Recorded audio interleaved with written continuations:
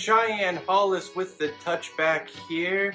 Today, we're going to look at some long shot MLB futures bets for the 2020 season. We're taking a look at those bets that are highly improbable, but you still think maybe it could happen.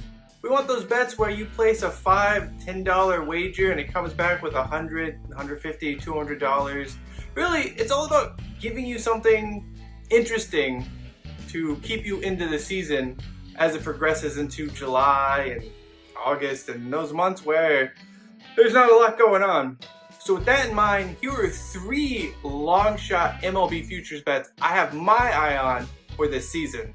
The first MLB futures bet I have my eye on this season is the Los Angeles Angels to win the American League pennant at about plus 1600 or 16 to 1. I pulled that number off Bet365. It varies from site to site. I've seen it as low as plus 1400.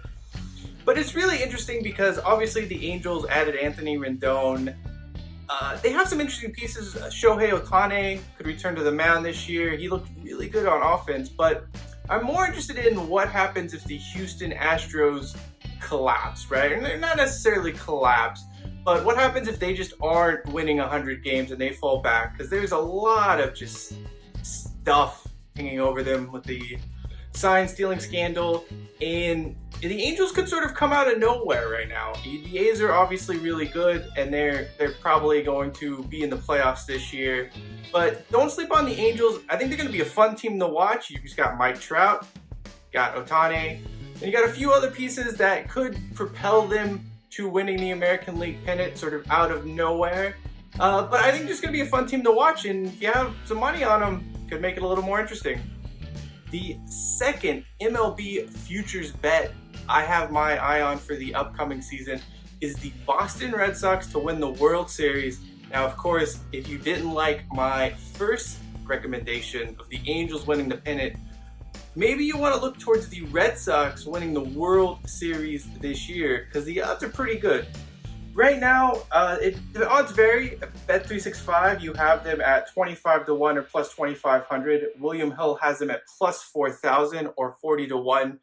We don't know what's going to happen to the Red Sox because of the sign stealing scandal, but if there's one thing history has shown us, it's that if you give any Boston team a reason to put a chip on its shoulders, it performs.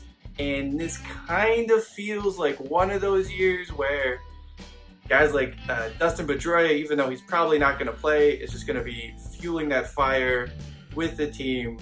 It's them against everybody else. And it's one of those weird narratives that just works. It works in sports. And you look at those odds, 25 to 1, 40 to 1, somewhere in between there. It's not crazy to think that the Red Sox could come together and just do it, just win the series. And yeah, I mean, I think that's a bet that you put $5 at 40 to 1, it's $200, and I mean, crazier things have happened than the Red Sox coming off a scandal to win the World Series.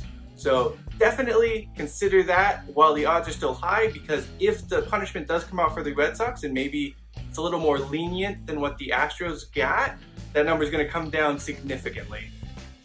And if you're in on the Red Sox winning the World Series this year, you might want to check out Rafael Devers or Xander Bogaerts for MVP. They're both at 30 to 1 plus 3,000.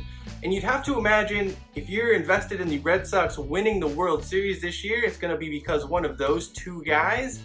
And I mean, it's really sort of a who do you like better, I guess, or maybe who's on your fantasy team. But yeah, adding an extra $5 down on that for AL MVP could really pay out big if it does come through. And again, worst case scenario, you're out $10. What a shame. The third MLB futures bet for the 2020 season I want to take a look at, that's a long shot, is Javi Baez for NL MVP. The Chicago Cubs superstar is getting 25 to 1 or plus 2,500. This goes a little bit back to the Red Sox bet as well when I mentioned Xander Bogaerts doubling down on that to win MVP in the AL. if you think the Cubs are going to make the playoffs, if they're going to be a competitor in the NL Central Division, and a lot of that is probably going to be connected to Javi Baez. If you look at when he finished second in NL MVP voting in 2018, he had 34 home runs, 111 RBIs, stole 20 bases or more than 20 bases.